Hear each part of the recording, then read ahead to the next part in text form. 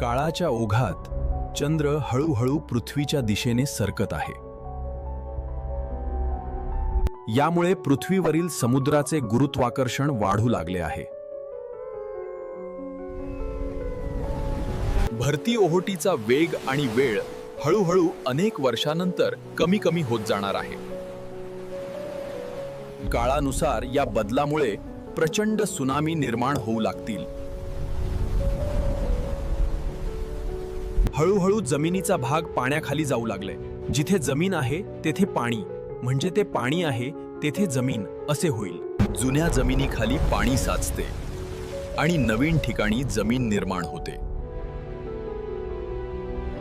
या बदलांमुळे पृथ्वीवरचं जीवन, हवामान आणि नकाशाच बदलून जाईल.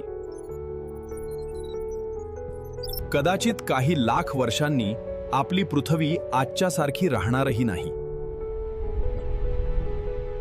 म्हणूनच जोपर्यंत आपण या पृथ्वीवर आहोत, निरोगी राहा, आनंदी राहा आणि कोणाचाही मत्सर न करता आनंदाने जगा.